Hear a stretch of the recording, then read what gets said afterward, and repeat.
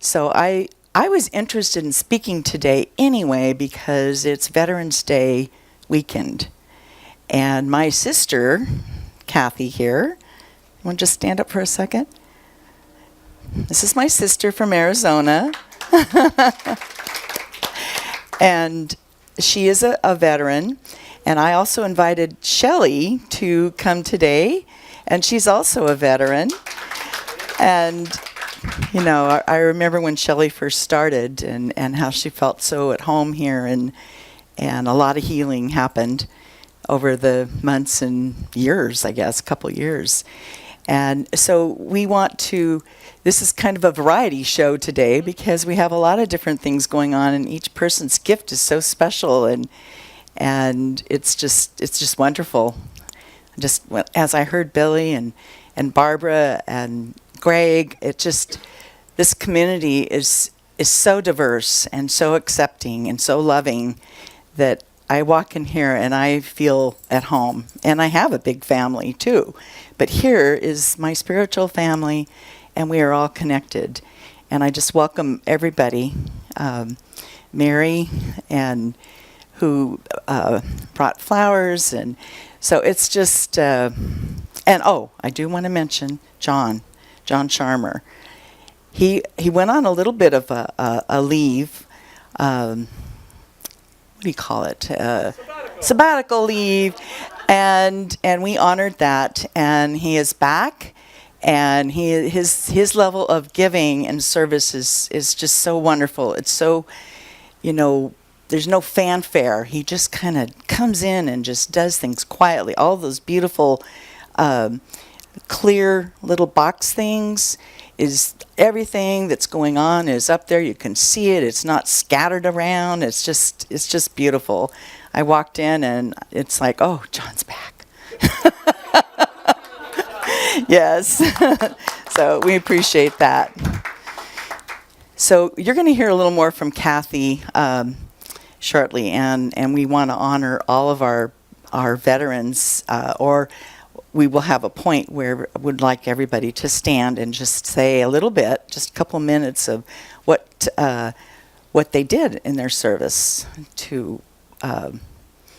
for us.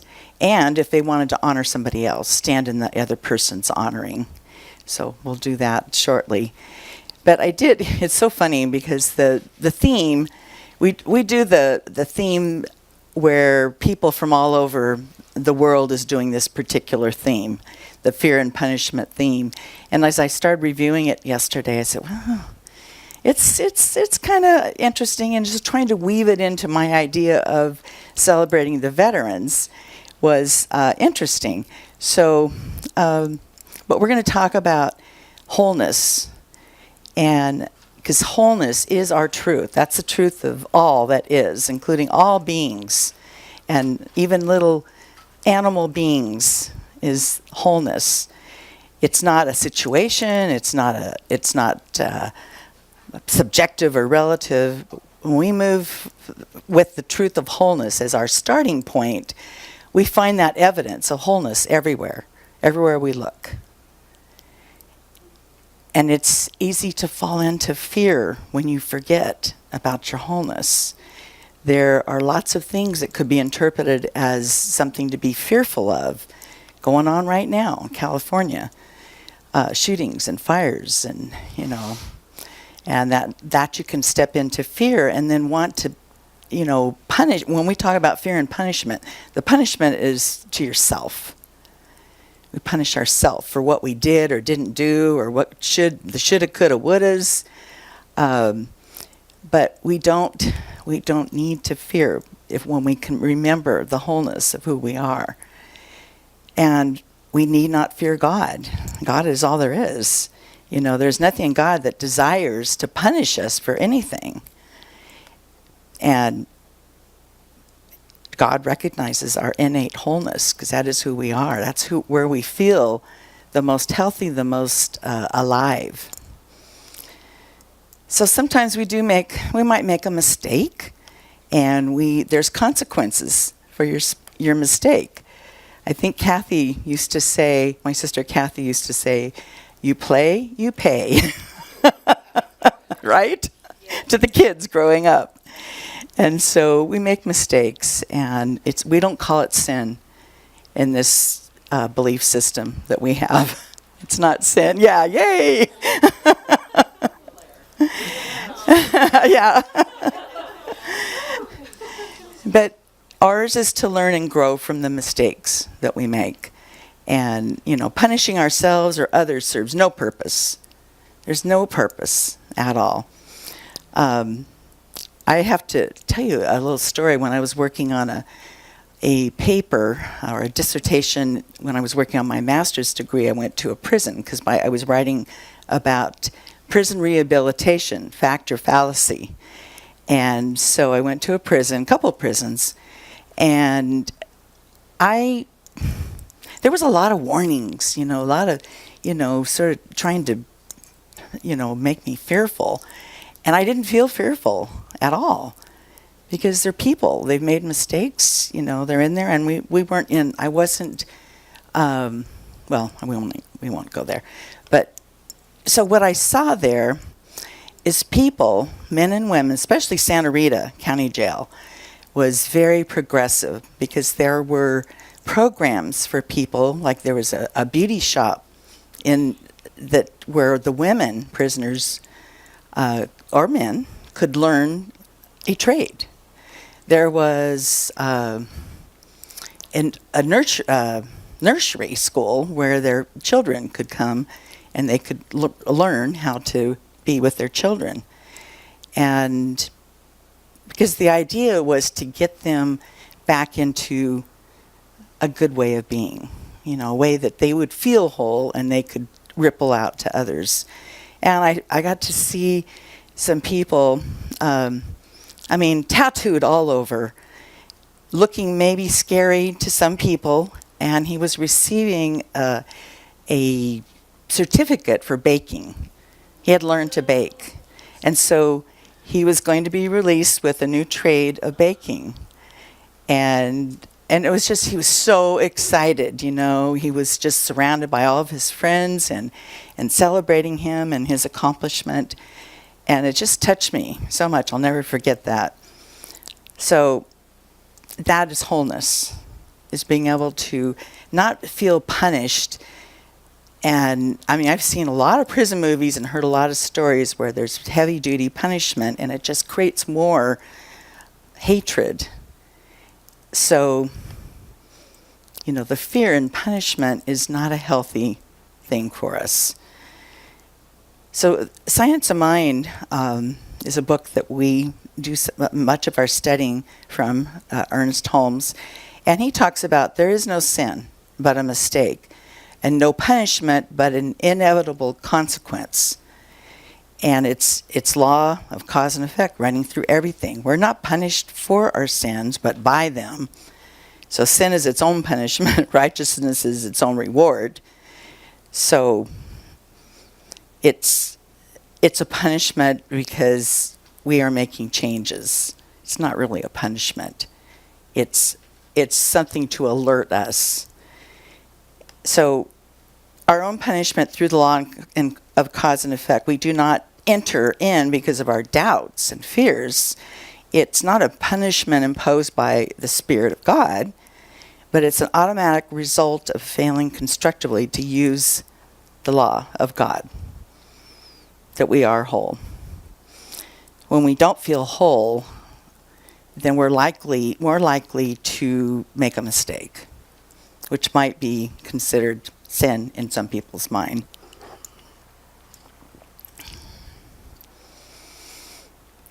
So there's another thing too about the desire to punish others comes from the belief that we ourselves deserve to be punished. Does that sound familiar? You feel bad about yourself, and then you feel bad about others because we're mirrors for each other. But we're all capable of doing that. It's missing the mark. It's not sin, it's missing the mark. It's easy to believe that those who we see committing acts that we perceive to be harmful to others are different from ourselves. But we have to resist that temptation, because then we go into separation. It's not wholeness, and it's not about oneness. So that's how I felt going into the prison is, I didn't feel any different from anybody else. I was free to leave the prison, and they weren't. But it was for a time. And I could see that they made a mistake, there's consequences, and now they're healing from them and becoming whole.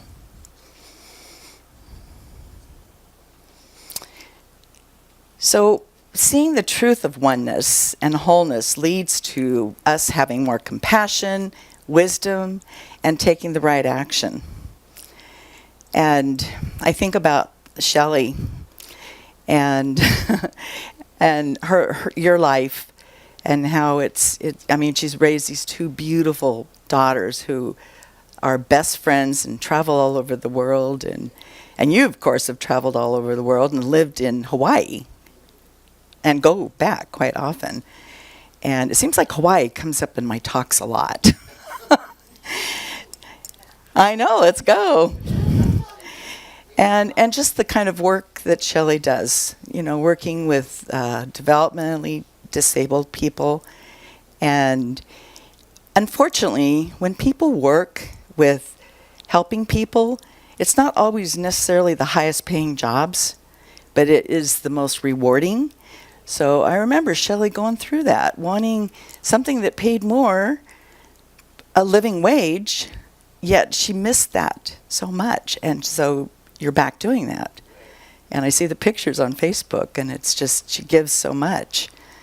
And I know that you see the wholeness in all of those people. Yes. So, yeah, it leads to that wisdom of the oneness when we have that compassion and that connection with people, no matter where they're at in their life. So being in leadership positions, parents, relationships with other beings, there's times when boundaries need to be set, right? For the health and well-being of all concerned. Because there's wholeness and there's acceptance, but sometimes people are acting in a way that is not good for you, not healthy for you. It might be a concern. So you have to set the boundaries. And it doesn't mean that they're not whole or that you're not whole. There's just, life, it happens. So there's times when you may have to let somebody go. Let an employee go because they have not kept their commitments. Or you may have to let a marriage go, or a friend, because it's not healthy. They haven't kept with their commitments. So it's difficult, but there's no sense that the person has to be punished. So we've all done what's in the highest order. So I want to move into thinking about the veterans right now, and how that kind of relates to this is that, my idea of the military would be, and John and I talked about this on the way here today, is the military, people who choose to go into the different services they would learn skills of peace, how to go into these different situations and and not have the need for guns, but have the need for peace and talking. And it's a whole different level of skill set.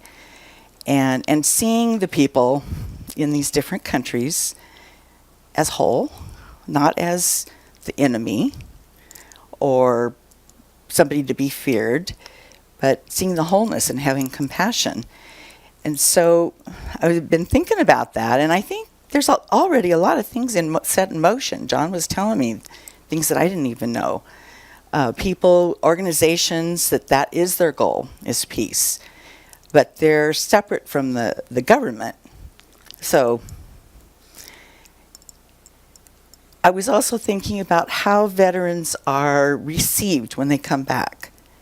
what kind of kindness is extended, what kind of appreciation is extended to the veterans. And so Kathy brought something. You can come up now, Kathy.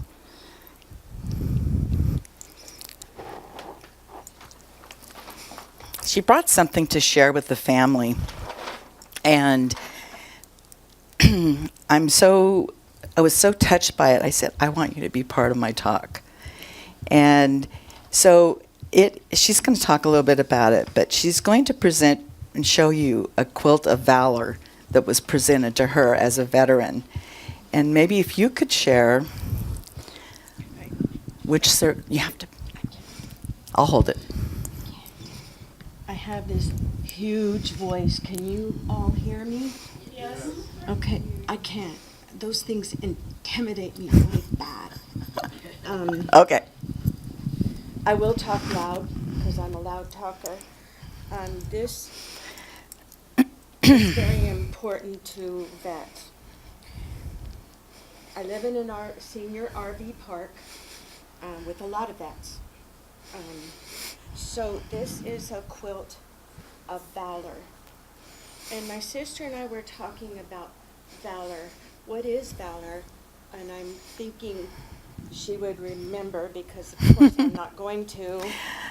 It's about bravery, courage, daring, fearlessness, and boldness. Just beautiful.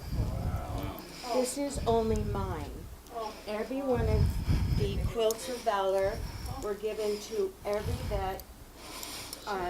We had 79 vets that year. The Patriot Warriors came and presented an amazing program which allowed us to get our pride back. At least it did for me. I know it did for my husband because we met in the military. We met in the service for peace. That's what service is to me. John, service. Every one of you, service. The families of vets, service. And so this one is a little bit, everyone is different. Everyone has its own name. Each one is presented by, and these have been over the United States, being put together by sewing divas. And then the sewing divas in our park, they send them they take them to Minnesota, and all of the quilts then are completed. This particular one, mine, this right here is specific to Maine. The person that made this quilt for me, Ann Calander, that's her name, she's in my park, is also a breast cancer survivor, and so she wanted to give it to a female vet. My sister, of course, is a breast cancer survivor, as am I. As is the person that gave this to me was also a breast cancer survivor. So the name of my quilt is Soul Survivor. And so I'm thinking every one of us, all the vets and vet families and so on, our souls have survived. Our souls they may be dented, they may be broken, but we're still surviving. So I wanted to show you, now remember, each quilt is different. I didn't even know that was much material, different material. I never really gave it a thought until this was given to me.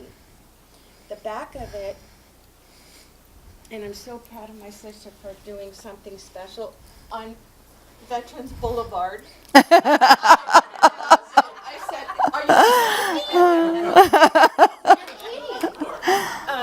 you so this one, which has the quilt of valor from Minnesota, because that's where they all go and put them together, on date February 3rd, 2018, the quilt name Soul Survivors.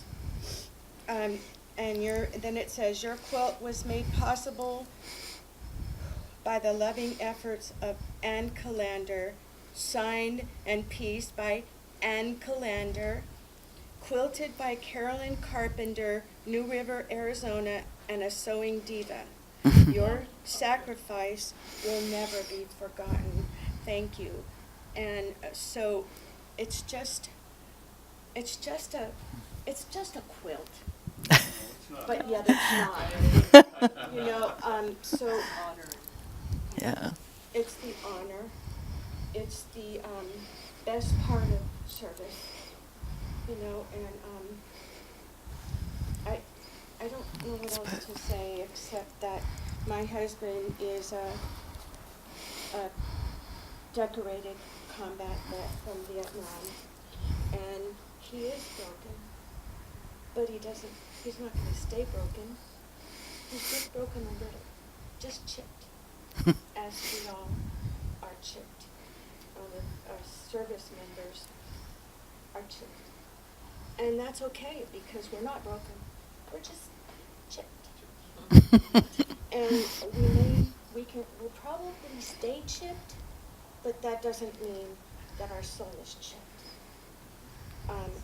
And I'm freestyling here, so I think I might be done. But I did not do anything. I really, really, really, really, really need to honor the rest of the vets. Can we do Yes, that now? yes. This is a good time. So if you are a veteran, a wife of a veteran supporter, a sister veteran, anything that has to do with veteran, this is our day. We get to do what we want today to honor each other. And so my sister wanted all the vets, if they could, and supporters of vets, to stand up, if you wouldn't mind. So the vets first, because we'd like to hear just a minute from your service. And did you want to?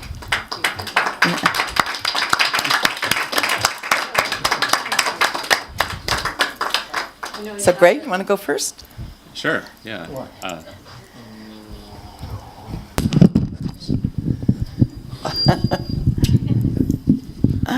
So I was in the Navy, and for me it was an adventure, to say the least. It was during the Vietnam era, toward the end of it, but still we were still carrying on over there. And fortunately, I suppose, or we never know how things are going to work out, I did not actually go to Vietnam. I was sent, after a lot of training, to the Nevada desert, where not much water out there. That's why I don't go to Burning Man. I said I've lived on the planet. But I had a chance to, my training was specific to naval aviation, and I got to work with combat pilots who were being trained to go and fly missions overseas. And my specialty was electronics warfare and countermeasures. So it was really a privilege to work with these folks. And one thing I would say, when you're a veteran, you never know where you're going to wind up. But once you make that commitment, everyone who goes has to exhibit some valor, because there's those who are called upon to go into combat and give their lives sometimes. Others are not put in that position, but you can never make that choice for yourself. So if you're a veteran, you have decided to commit yourself, including your life if necessary, to the service of this country. So I always honor all the veterans, and I'm grateful that for me it turned out to be a positive experience for the most part. Yes. John, could you go next? I'm Linda's other half. I work in the dark room, the back room in support. I was Army, 65 through 72, long time. I did an awful lot. I did whatever orders came down the pike. My primary function was, and this is the euphemism the military uses, I trained indigenous personnel in counterinsurgency techniques. That's what my platoon did. I took a bunch of kids, and that's what we did for several years. And you were in combat A little. in Most Vietnam. of it was hurry up and wait. Yeah. A lot of hurry up and wait. A lot of, looking at the darkness and just waiting for the sun. And that's about it. Okay, thank you, John. And Shelley? And Shelley?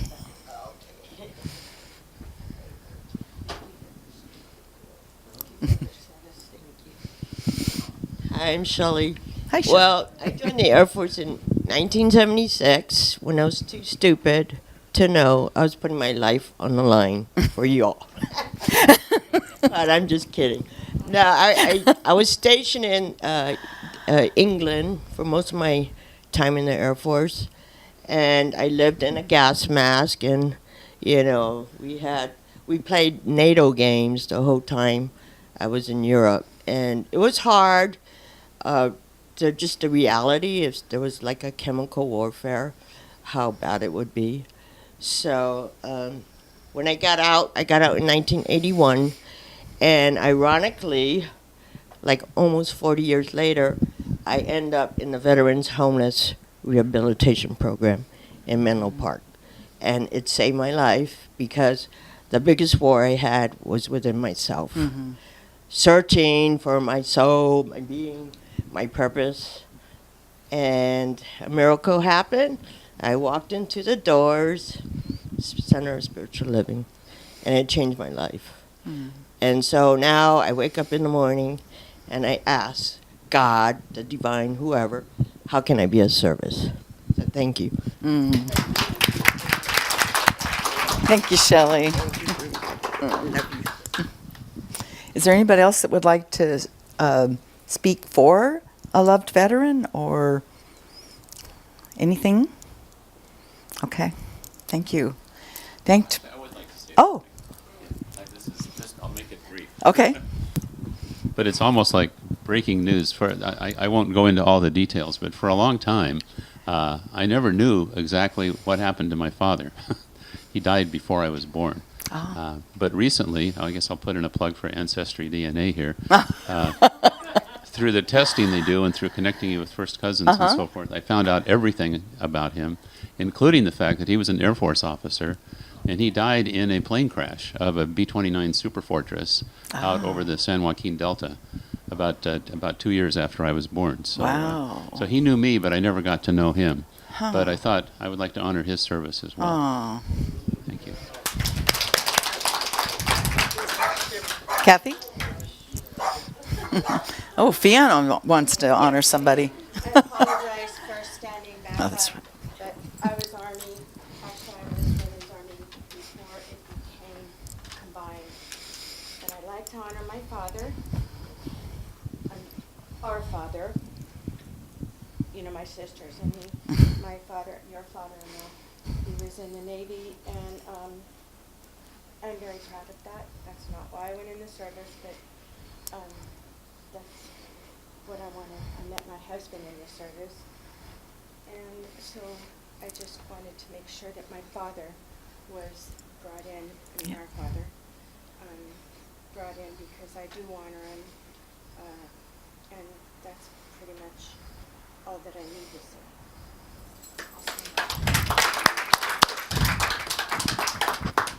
I'll say one quick thing. Both of my brothers were Navy men, and one was on an aircraft carrier and did a lot of work in the Navy, but not during Vietnam.